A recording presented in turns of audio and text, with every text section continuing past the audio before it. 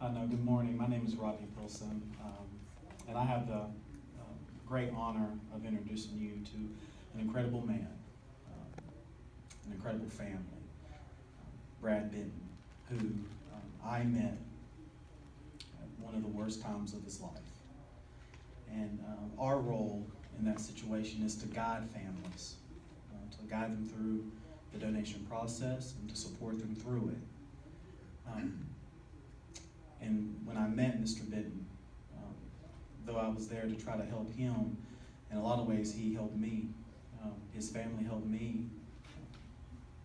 When I think of the word inspiration and compassion and love, I think of the Benton family.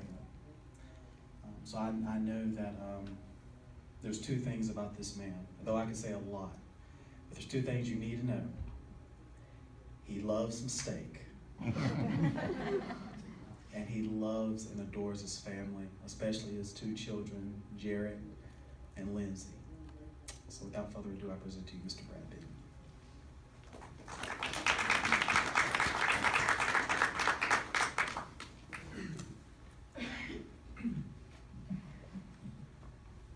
Thank you, Rodney and Jeannie. Carolina Donor Services and New Hanover Regional Medical Center for giving me the opportunity to be here today and share Lindsays Story and how those people helped a 17-year-old's dream come true. I want to start today by telling you a little bit about Lindsay and who she was. It's going to be difficult to squeeze all that into the time I have emotionally, but I'll try. Lindsay was a rising senior at Wilmington Christian Academy, where she had been a lifetime student. And she was to be co-captain of the Lady Patriots cheerleading squad, a sport that she loved dearly. She also participated in Protein Pink for Cancer and Special Olympics, two events that she looked forward to every year. She loved art and especially painting, which she had won several awards for. Lindsay was an avid photographer, and she dearly loved her guinea pigs. At the age of 17, she applied to be a volunteer at the Lower Cape Fear Hospice. She completed all the training and was just waiting for her 18th birthday to begin, but she never made it. She worked at a daycare where she adored the children, and they in turn adored her. She was a headstrong, tenacious, independent young woman with her whole life planned out. She knew exactly what she wanted to do and had every intention of accomplishing it. There were two things in her life that she was bound and determined to accomplish. One was to turn 18, and the other was to be in the medical field. This past summer, Lindsay was nominated by her teachers at Wilmington Christian Academy and accepted to the National Youth Leadership Forum for Medicine at the University of Chapel Hill. Lindsay had gone back and forth on what she wanted to concentrate on in the medical field. At first, it was a child psychiatrist and then a pediatrician, but while attending the forum, she had made up her mind. And I have to tell you, once this young lady made up her mind, it was as good as done. I remember picking her up at the forum, and one of the first things she said to me when she got in the truck was, "I'm going to be a trauma surgeon, and I'm going to save lives." Now I need for you to remember that statement. August the 21st is a day I'll never forget. Lindsay had arrived home a few days earlier from spending a wonderful week in the mountains with her mom, her stepdad, her brother, and her best friend. That Sunday, we were just hanging out at the house. Lindsay was getting everything ready for her first day of being a senior in high school. And later that evening, she had plans to go to dinner with a friend. She came bouncing down the steps, as she always did, and said, "Dad, can I go to the pool?" And I said, "Sure, sweetie. It's your last day before school. Enjoy it." So a few minutes later, I texted her and asked her if it was crowded at the pool. And she said, "No, head on up." So when me and my wife got there, the pool was overflowing with people. And I saw Lindsay at the end of the pool, sitting in her chair, her hair flowing in the wind. And I stood at the end of her chair and I asked her, I said, "I thought you said it wasn't crowded." She tipped her sunglasses down and she smiled and she said, "I lied." Now, I tell you all that to tell you this: never take for granted the time you have with your loved ones. Had I had known there were that many people at the pool that day, I never would have gone. and I would have regretted it for the rest of my life. And that day, Lindsay made a statement that I truly believe is every father's dream. I'm not going to date until I'm 35. She said, I have too much to accomplish, and I don't need that nonsense in my life. We spent the rest of the afternoon together, and what a great afternoon it was. We talked, we laughed, and we spoke about things we had never talked about before. And later that evening, we went our separate ways for dinner.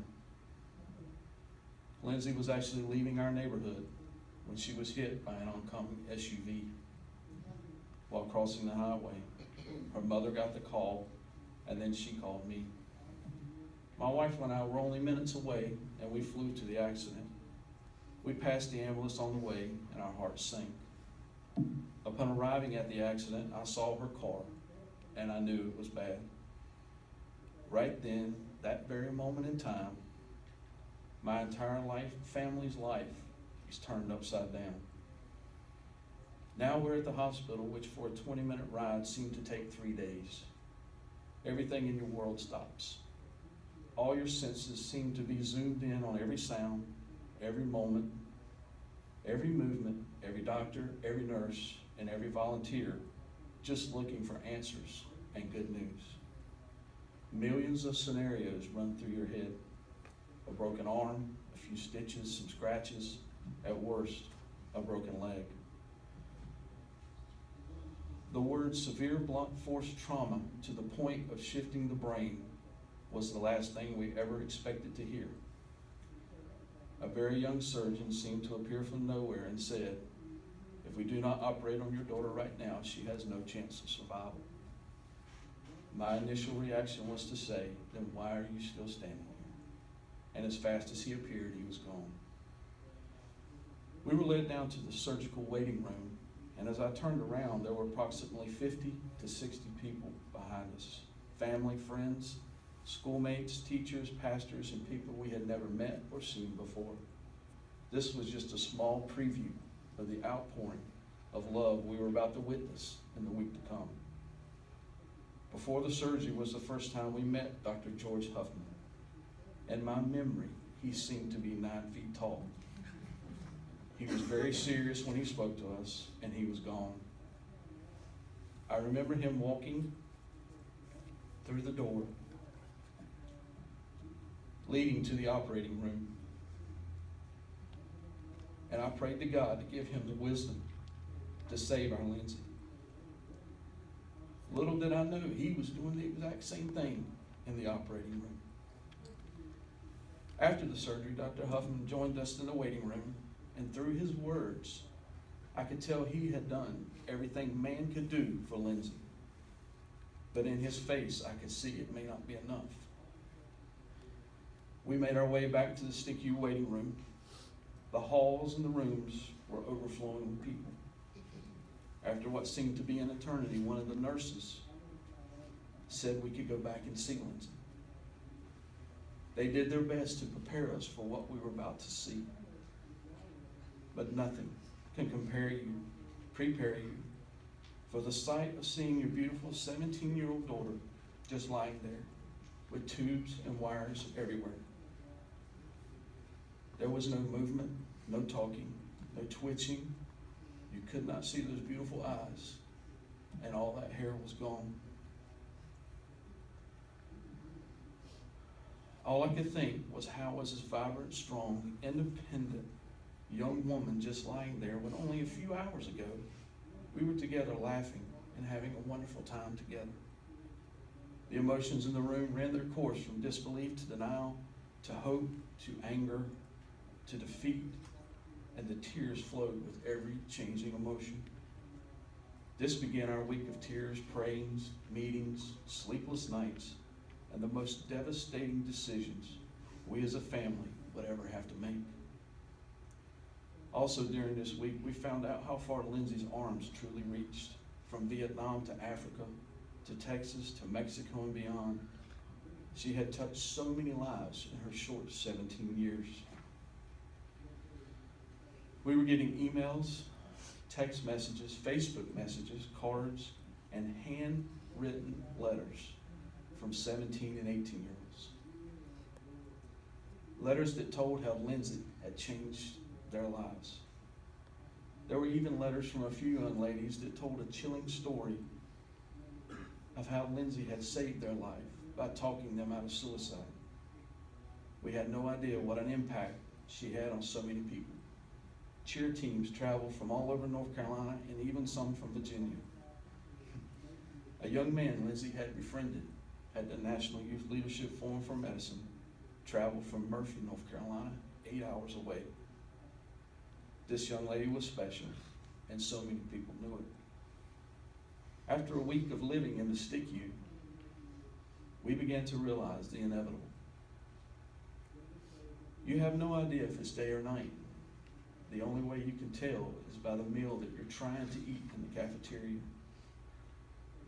We had developed a relationship with Lindsay's heroes, better known as her nurses, her doctors, her surgeon. Dr. George Huffman, her surgeon. Apart from my father and my brother, one of the greatest men I've ever met.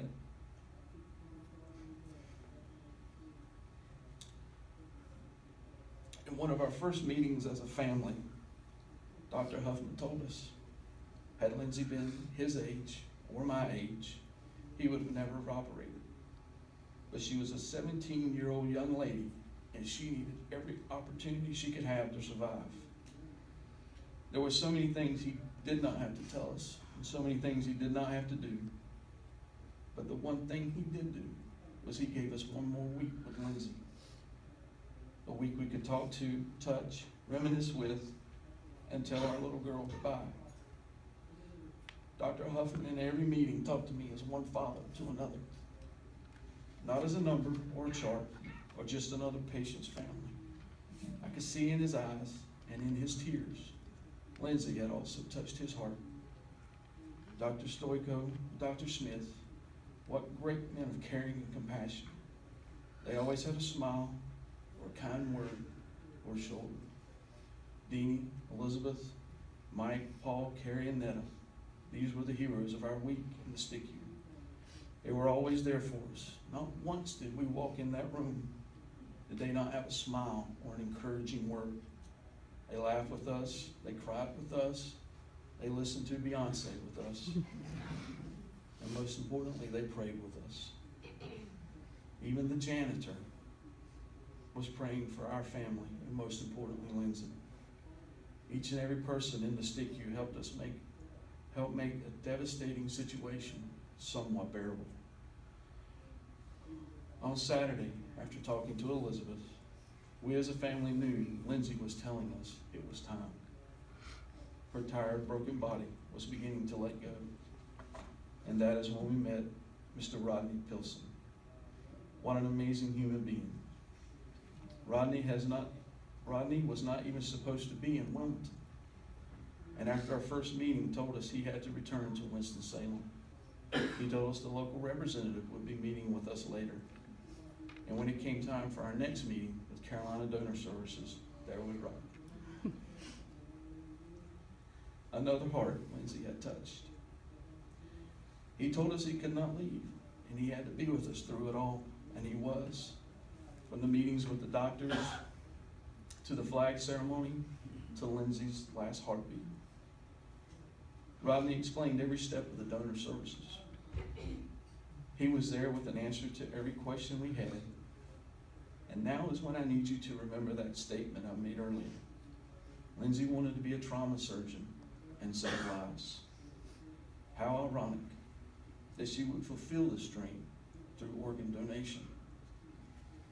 She had been through a devastating trauma, been under the care of a great surgeon, and now it was time for Lindsay to save lives. One of my favorite memories of Rodney is every time he mentioned Lindsay, it was Miss Lindsay. And she was not donating organs, she was providing her gifts of life. Rodney has an unexplainable kindness about him. He is a comforting soul with a hand to hold and an ear to listen. Lindsay was able to provide one of her gifts of life to the wife of my co-worker through a process called direct donation. The excitement that was on Rodney's face when he told us they were a perfect match was unbelievable. He was excited because now he was a part of fulfilling Lindsay's dream. We knew Lindsay was still touching hearts, and now she was saving lives. When the time came for Lindsay to be moved from her room in the STICU to the surgical prep room, Rodney was not in front of us or behind us. He was right by our sides, like he had been since the beginning of this donation journey.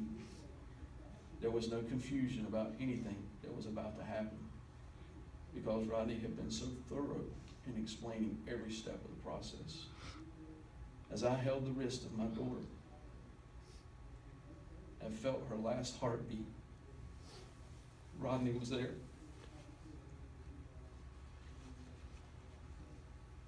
And ever so gently whispered in my ear, "Sir, it is time." We had a very short time to say our final goodbyes, with a kiss on the cheek and the forehead, and a soft goodbye and "I love you."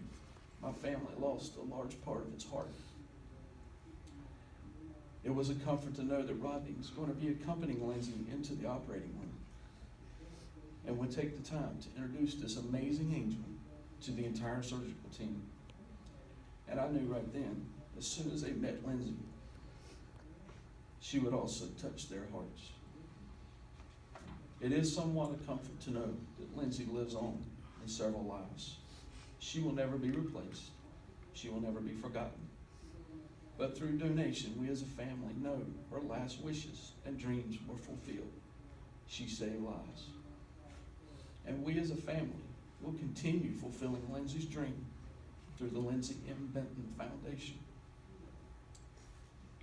I just want to take one final moment to say a personal thank you to each and every one of you.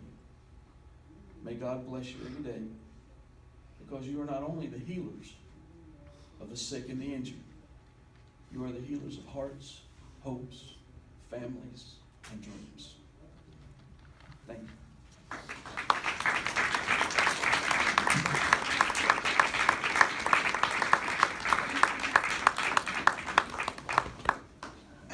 That's why we do what we do.